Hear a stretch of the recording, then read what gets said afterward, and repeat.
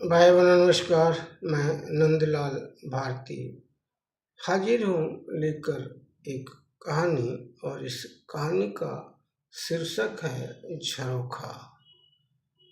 यह दो दोस्तों के स्कूली शिक्षा के दौरान मिलन और बिछड़न की कहानी है, जो बिछड़ने के बाद कभी नहीं मिले, परंतु दोस्त धर्मराज की याद दूसरे दोस्त लाल बाबू के दिलो दिमाग से कभी नहीं गई। उन्हीं यादों के ताने बाने की कहानी है। पारिवारिक दुख सुख, आंसू दर्द एवं झंझावतों का झरोखा है यह कहानी। भाइयों बहनों, आइए सुनते हैं झरोखा। धर्मराज और लाल बाबू दोनों जूनियर हाई स्कूल में साथ साथ पढ़े थे। धर्मराज 8वीं कक्षा में अनुत्तीर्ण और लाल बाबू उत्तीर्ण हो गए थे। धर्मराज का फेल होना उसकी पढ़ाई पर विराम लगा दिया था। धर्मराज के पिता मिलिट्री में थे, चाहते तो एक मौका और धर्मराज को दे सकते थे। लाल बाबू की आर्थिक दशा बिल्कुल ठीक नहीं थी। लाल बाबू के पिता मामूली खेतिहर थे, धर्मराज के पिता मिलिट्री में थे, परंतु लाल बाबू ने पढ़ाई चुना और धर्मराज शहर जाकर नौकरी धंधा। लंबी जुदाई के बाद दोनों बचपन के दोस्त तो मिले, पर आंखों पर मोटे मोटे चश्मे चढ़ चुके थे। धुंधली आंखों की रोशनी से दोनों एक दूसरे को बड़ी मुश्किल से पहचान सके। लाल बाबू धर्मराज के नाक नक्श को दिलो दिमाग के झरोखे में उतारकर सोच विचार के तराजू पर तौलकर पहचान पुख्ता करते हुए पूछे, भाई तुम कौन हो? तुम तो मेरे बचपन के स्कूली दोस्त धर्मराज जैसे कुछ कुछ लग रहे हो। भाई मैं लग नहीं रहा हूँ, वही तुम्हारा धर्मराज हूँ। धर्मराज हो? सच? लाल बाबू पूछे। सचमुच भाई, बूढ़ा धर्मराज वह बोला। और धर्मराज तुम भूल ही गए थे, तुम तो आज मेरी यादों में वही धर्मराज, बचपन के धर्मराज हो। खैर 60 साल गुजर चुके हैं, तुम्हारा कद काठी चेहरा मोहरा भी विस्मृत हो गया था। यादों के झरोखे में तुम्हारा वह आम का टुकड़ा जो तुमने 8वीं कक्षा की परीक्षा की तैयारी के लिए स्कूल में होने वाली टिकाई के समय सब लड़कों से छिपाकर रात में खिलाया था, वह आम का टुकड़ा याद है? वह आम याद है आज भी धर्मराज। वह जाड़े की रात थी, उस शाम को नहीं भूल सका यार। तुम फेल क्या हो गए? हम दो दोस्त एकदम से बिछुड़ गए। तुम्हारे गांव के सुनील से तुम्हारी खबर मिल जाती थी, बेचारा वह भी मर गया, उसके 2 बच्चे अनाथ हो गए। मैंने उसके साथ सगे भाई जैसा व्यवहार किया, बरसों तक उसका खान खर्च उठाया, नौकरी तक लगवाया, पर उसके चाचा ने इल्ज़ाम मढ़ दिया कि आजकल इतना बड़ा उपकार बिना पैसा लिए कौन कर सकता है। सुनील फटेहाल था, वह 8वीं 4वीं तक को मोहताज था, बेरोजगार था। सुनील के चाचा की यह बात सुनकर दिल बहुत रोया था। नेकी के बदले बदनामी पाकर मेरी नेकी सुनील के साथ चली गई।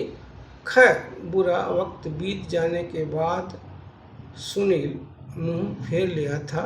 परमात्मा उसके बच्चों को सुखद भविष्य दे। हमारे स्कूल में सैकड़ों बच्चे थे, पर 6वीं से 8वीं तक के सारे दोस्त भूल गए। नाम तक याद नहीं रहा, उनकी यादें भूल गई। पर धर्मराज, न तुम भूले न तुम्हारा जाड़े की रात का खाया आम। किस शाम की बात कर रहे हो? मुझे तो याद ही नहीं, धर्मराज पूछा। बचपन की कुछ खास यादें भी विस्मृत नहीं होती हैं। यह आम तो तुम्हारी जिंदगी का खास है, तुम्हारी जिंदगी से जुड़ी दास्तान है। धत तेरे की, मेरी तिलक वाले आम को आज 60 साल बाद भी यादों में बसाए हो। यादों की गठरी बांध कर घूम रहे हो। हाँ यार, कुछ यादों के झरोखे से कभी नहीं मिटती। कितनी भी क्यों ना धो मांज लो, दिल में बसी रहती हैं। वैसे भी वह भी बचपन की याद है, कैसे भूलेगी। तुम भले ही 8वीं की परीक्षा में फेल हो गए दोस्त, पर जीवन की परीक्षा में गोल्ड मेडलिस्ट हो धर्मराज। अब नई यादों के झरोखे में तो झांको लाल बाबू। हाँ यार, पुरानी यादों के झरोखे से बाहर निकलने का मन ही नहीं कर रहा। काश बचपन के दिन वापस आ जाते, साथ साथ स्कूल जाते। धर्मराज बोला। लाल बाबू, वे तो नहीं आने वाले। खैर छोड़ो यार, ये तो बताओ, किसी बच्चे की शादी किया कि नहीं? बेटा का ब्याह करना है, कोई लड़की नज़र में हो तो बताना, बिन दहेज की शादी करूँगा। धर्मराज बोला, लड़की की कोई कमी नहीं है, रिश्ता जान पहचान के माध्यम से होते हैं तो अच्छा होता है। भले ही अंतर्जातीय ब्याह करो, पर अगुआ तो होना ही चाहिए। जान पहचान नहीं होने की स्थिति में धोखा हो जाता है। शादी होते ही लड़के के माँ बाप सगे संबंधितों को लड़की वाले दूध में गिरी मक्खी की तरह निकाल कर फेंक देते हैं। लड़के को माँ बाप का दुश्मन बना देते हैं। इसके लिए जादू टोना सम्मोहन का भी सहारा लेते हैं। ऐसा नहीं कि इसका असर नहीं होता, बहुत बुरा असर हो जाता है दोस्त। खुद का बेटा कटप्पा की तरह एक छाती में खंजर उतार देता है। इसलिए जान पहचान के द्वारा ही विवाह करना चाहिए। आज के युग में घूम कर खोजना कहाँ संभव है। ऊपर से ठहरे परदेसी, अपने लोग ही मदद नहीं करते, सब तुम्हारे रुपए पर नजर रखते हैं। अगुवाई भी व्यापार हो गया है। आजकल अगुआ दहेज पर दलाल जैसे कमीशन मांग रहे हैं। तरीका पुराना ही बेहतर है। दहेज नरपिशाच है। बिना दहेज की शादी करो। टैक्सी कंपनी के मालिक हो धर्मराज। लाल बाबू रह गए न कमल घिस्सू। दहेज मांगने से रुतबा बढ़ता है, लड़के की कीमत बढ़ जाती है। हाँ, दहेज मांगना नहीं है। दहेज नहीं लूँगा ऐसा तो गलती से नहीं करना है। दहेज लेने में बुराई क्या है? लड़की का बाप दे रहा है तो बुराई क्या है? बुराई है धर्मराज। लाल बाबू समझाते हुए बोले, बुराई है? कोई बुराई नहीं है। बेटी का बाप अपनी बेटी की गृहस्थी बसाने में मदद कर रहा है। समधी को आराम से पूर्ति गुजारने का बंदोबस्त तो नहीं कर रहा। जितना ज़्यादा दहेज बहू लेकर आती है उतनी ही अधिक उसकी इज्जत होती है। लड़कियां खुद चाहती हैं कि उनके माता पिता नकदी, जेवर, फर्नीचर, टीवी, थिएटर अपनी सामर्थ्य से अधिक दहेज दें। इतना ही नहीं, वे चाहती हैं कि पति के साथ अपने पिता की दहेज में दी गई गाड़ी में घूमें। दोस्त, मैं मना तो नहीं करूँगा, हाँ वादा करता हूँ कि बेटा के ब्याह में दहेज मांगूंगा नहीं। यार, हमने तो बिना दहेज की शादी करने की प्रतिज्ञा कर लिया था, लाल बाबू बोले। बुरा नहीं मानना भले मानुस, कुछ नेक करने की जिद से तुम्हारा बहुत नुकसान हुआ है, मैंने सुना है। तुम्हारे समधी समधन बेटा से क्या लोगे बेटा? तिलक में कितनी रकम लोगे? इसके साथ और क्या लोगे? कौन सी गाड़ी याद क्या लोगे? पूछकर बेटे को ब्लैकमेल कर लिया। न तिलक में कुछ दिया, न ब्याह में। तिलक ब्याह में कुल 22,000 भी नहीं मिले थे। इससे 20 गुना अधिक तो हमारे गांव के भिखारियों के लड़कों के ब्याह में दहेज मिल रहा, ऊपर से गाड़ी और बहुत कुछ। दहेज की दौलत से कोई राजा हो जाएगा क्या? दहेज रहित बेटे के ब्याह के आत्मसुख की बात ही निराली है धर्मराज। भले मानुस, बताओ तुमको बिना दहेज की शादी करने का क्या लाभ मिला? दहेज उत्पीड़न के केस का डर, जेल जाने का डर, जबकि दहेज में चौनी नहीं लिए। दुख के अलावा क्या मिला? इससे अच्छा दहेज ले लेते 10-20 लाख। तुम्हारा स्वास्थ्य खराब हो रहा है, भौजाई की आंख खराब हो गई, क्या सुख मिला बताओ? लड़की के माँ बाप ने बेटे को ब्लैकमेल कर तुम्हारा दुश्मन बना दिया। तुम पति पत्नी डिप्रेशन में जी रहे हो। तुम्हारे घर से तुम्हारी बहू बाप के साथ मायके चली जाती है, मायके से बेटे के पास शहर चली जाती है। तुमको कोई पूछ नहीं रहा। सम्मान कहाँ मिला? नालायक लड़की का बाप न तो सम्मान दिया, न लड़की ने। सुनने में आया है कि शादी के वक्त बेटा का बाप तुमको धमका भी रहा था। बहू कौन से गजटेड ऑफिसर है? तुम्हारी बहू कोई गजटेड ऑफिसर है क्या? तुम इतना अधिक उदार बन गए जिसके बदले गंवार किस्म के लोग तुम्हारी इज्जत नीलाम कर रहे हैं, जबकि तुमने समाज के लिए मिसाइल कायम किया है। स्वार्थी लोग क्या समझेंगे दोस्त? धर्मराज, अच्छा करने के एवज में दर्द तो मिलता है। मुझे सबसे ज़्यादा तकलीफ तो पुत्र वधू से हुई। शिक्षित पुत्र वधू से तकलीफ, वह भी तुमको नहीं समझ पाई। धर्मराज बोला। हाँ दोस्त, बहू ने नाकों चने चबा दिया। बहू की बात ने बहुत रुलाया है। दोस्त ठगों के ठीहे पर चढ़ गए। सच लाल बाबू, तुम गलत जगह पहुंच गए। धर्मराज बोला। सचमुच मैंने लड़की की शिक्षा को तवज्जो दिया था। लड़कियां तो परिवार के बीच सेतु का काम करती हैं। हमारी बहू तो अपने माँ बाप के बहकावे में आकर परिवार तोड़ने में लग गई थी।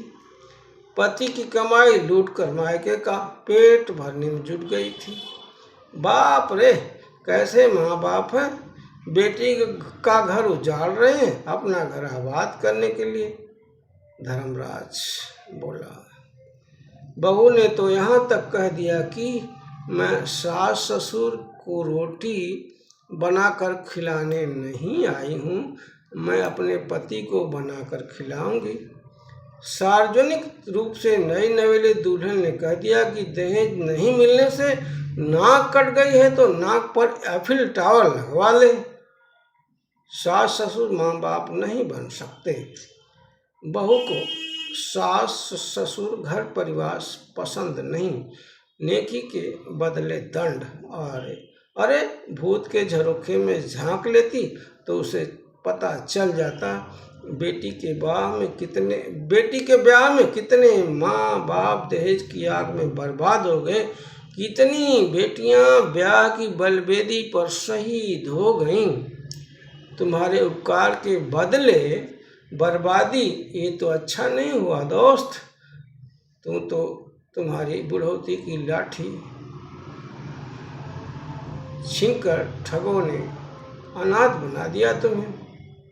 धर्मराज बोला, बेटा,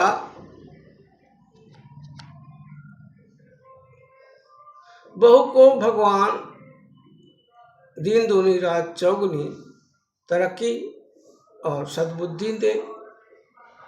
समधि और समधन की वजह से जो बंटवारे का दर्द मिला है, उससे 1000 गुना उन्हें मिले।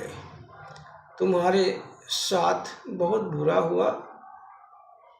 मैं चाम शहर की बहू तो नहीं लाऊंगा, अनाथ आश्रम की लड़की से बेटवा का ब्याह कर दूंगा, किसी परजात की गरीब लड़की से कर दूंगा, पर चाम शहर के ठगों के ठीहे की तरफ झांकूंगा नहीं। धर्मराज बोला, अरे नहीं यार, सभी एक ही खपड़ा में नहाए नहीं होते। कुछ भी कोई कहे, अपने को बहू के साथ बेटी जैसा व्यवहार करना है। चाम शहर के हिजड़ों से जरूर बचना। दहेज में मिली रकम से ज्यादा नेग ले लिए। अरे जो बहू रोटी नहीं देना चाहती, तिरस्कार करती है, उसके साथ बेटी जैसा सलूक क्यों करना। धर्मराज बोला, बदलाव की संभावना खत्म तो नहीं हुई है, खत्म भी हो जाए तो भी परेशान नहीं होना है। अपन भी तो बेटी के बाप हैं। दूसरे की बेटी के साथ अच्छा सलूक अपनी बेटी के जीवन में बहार ला सकती है। दूसरे की बेटी यानी बहू अपमानित करे तो चलेगा। भाई धर्मराज, बहू से ज़्यादा कसूरवार उसके माँ बाप होते हैं, क्योंकि उन्होंने बेटी को पारिवारिक जीवन में साथ कैसे जला जाता है सिखाया ही नहीं, उसकी सही दीक्षा ही नहीं दी, जीवन के झरोखे में झकाया ही नहीं, गृहस्थ जीवन के प्रति जिम्मेदारी का पाठ पढ़ाया ही नहीं। इसलिए बहू को दीक्षित करने में दर्द मिलेगा। खानदान का रोशन जहाँ करना है तो दर्द सहना पड़ेगा।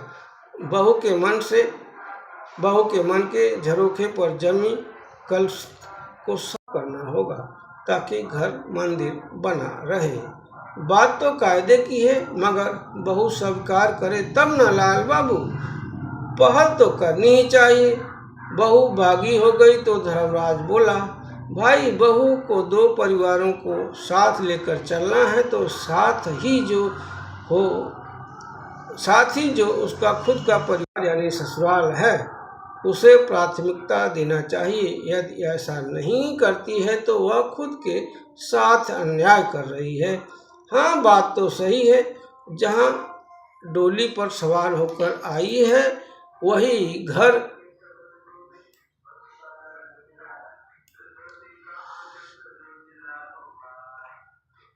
परिवार अब उसका घर परिवार है। ससुराल के भले को त्याग कर मायके की दीवानी हो जाती है तो दुख की बात तो है ही है। तिरिया चरित्र का प्रदर्शन कर पति को भी विवश कर उसे भी अपने माँ बाप की शरण में ढकेल देती है तो समझो अपना नुकसान है, अपना जीवन खराब कर रही है। ऐसे मामलों में परिणाम भयावह आते हैं। ऐसी बहू को एक दिन मायके को खोना पड़ता है, बहू किसी की बेटी भी हो।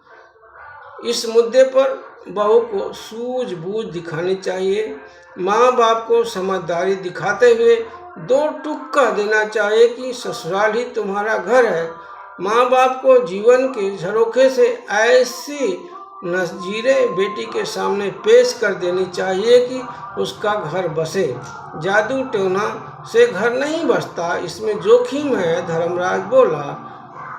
बेटी का बाप दामाद खोजता है तो यकीनन रिश्ते में मधुरता बनी रहेगी। यदि बेटी के बाप के मन में ही खोट है तो बेटी भी कैसे सुखी रह पाएगी। ऊपर से बेटे के माँ बाप को वृद्धाश्रम पहुँच जाएंगे। इसी नियति के साथ मुझे फंसाया गया, जबकि हम जो दहेज जैसे नर विचार से जंग शुरू कर रहे थे। मुझे क्या मिला? आंसू, अपमान, दहेज खोर का सुलगता धनुष। सही कह रहे हो लाल बाबू, यही हुआ तुम्हारे साथ। बहू के माँ बाप निरंकुश होकर तुम्हें दूध में पड़ी मक्खी की तरह फेंक दिए, जिससे बहू रिश्ते के प्रति लापरवाह हो गई। शादी के तुरंत बाद बाप बेटी ने रिश्ते का जनाजा निकाल दिया। बाप को दामाद से सिर्फ मतलब रहा और बेटी को शौहर से। ऐसे रिश्ते नहीं चलते। रिश्ते समर्पण, त्याग, सद्भावना के भूखे होते हैं। वही तुमने किया। बेटी के बाप ने तो तुम्हारे सपने लूट कर अपने सपनों में 4 चांद जोड़ने में जुट गया, धर्मराज बोला। कुछ हदें होती हैं, जब टूट जाती हैं तो बहुत दुख होता है। बहू के बाप ने छल और धोखे से रिश्ते को कसैला बना दिया। मैं बेटी के बाप को बेटे के बाप से श्रेष्ठ माना और उस इंसान ने मेरी छाती में खंजर भोंक दिया। अपनी बेटी यानी बहू से मेरी छाती में खंजर उतरवा दिया। इतना ही नहीं, अपने दामाद यानी मेरे बेटे से भी मेरी पीठ में खंजर उतरवा दिया। मैं निरापद दोषी हो गया। मुझे उस गैरमंद इंसान से नहीं, वक्त के झरोखे में पड़ी नेकी से उम्मीद है। वही मेरी जर्जर कश्ती को किनारे ले आएंगे। रिश्ता सभ्य समाज का झरोखा है। रिश्ता सब जीवन का झरोखा है। इस झरोखे से अपनेपन की बयार आनी चाहिए, तभी जीवन का महत्व है। जीने को तो कुत्ते बिल्ली भी जी रहे हैं। हाँ धर्मराज, अपने जीवन के झरोखे में से तो ऐसी ही बयार चलती रही है और चलेगी। ठीक कह रहे हो मित्र। सुखद और आनंदमयी पारिवारिक जीवन जीने के लिए भूत के झरोखे में देखते हुए वर्तमान के साथ सामंजस्य बिठाना ही जीवन की सफलता है। समय करवट बदलेगा। लूटा हुआ सुख ज़्यादा दिन तक सुख नहीं देता। जल्दी बहू बेटा तुम्हारे चरणों में होंगे, बस इंतजार करो। सुप्रीम पावर देख रही है, लाल बाबू कहते हुए धर्मराज प्रस्थान कर गया। इधर लाल बाबू और लीला देवी अपने लड़खड़ाते घुटनों के सहारे पांव जमाते जमाते जीवन नैया ढकेल रहे थे। उधर बहू को अपनी टूटती बिखरती गृहस्थी की याद सताने लगी। उसे अपने माँ बाप की असलियत का पता भी चल गया, जो उसके पति को लूटकर अपनी दुनिया सजा रहे थे, जबकि बहू के हिस्से में वीरान पसरने लगा था। वह दूसरों के खून पीकर जीने वाला परजीवी माँ गीत कुमारी और बाप खूब रतन को त्याग कर पति इंद्रदेव पुत्र आयरन के साथ सास ससुर की छांव में पहुंच गए। लाल बाबू और लीला देवी ने लक्ष्मीना यानी बहू, इंद्रदेव यानी बेटा और आयरन यानी पौत्र का मंगल गीत के साथ अपने घर में प्रवेश के शुभ अवसर पर स्वागत किया। दहेज नर पिशाच के खिलाफ स्व आहूत के बदले वर्षों तक आंसुओं में जीना पड़ा, कहते हुए लाल बाबू आंसू बहा रहे थे। लीला देवी बोली, इंद्रदेव के बाबू खुशी मनाओ, नाचो गाओ मिठाई बांटो, दुख के दिन बीते अब तो अच्छे दिन आयो, अब तो अच्छे दिन आयो।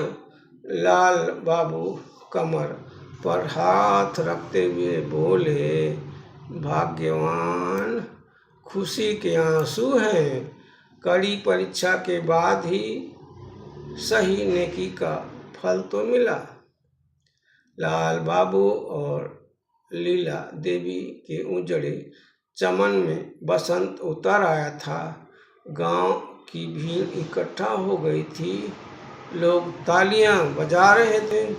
लीला देवी बीतों दिनों के दुख दर्द को दिल के झरोके से बाहर फेंक कर पागलों की तरह झूम झूम कर गा रही थी, मंगल गीत गाओ रे, मंगल गीत गाओ रे ननदिया, मंगल गीत गाओ रे ननदिया, शुभ दिन आयो अपने दुआरिया रे ननदिया। मंगल गीत गाओ रे ननदिया, शुभ दिन आयो अपनी दुआरिया, शुभ दिन आयो अपनी दुआरिया। बीते दुख के दिनवा और रतिया, बीते दुख के दिनवा और रतिया, शुभ घड़ी आई अपने दुअरवा, शुभ घड़ी आई अपने दुअरवा। बज गईल खुशी क सहनैया, बज गईल खुशी क सहनैया, मगन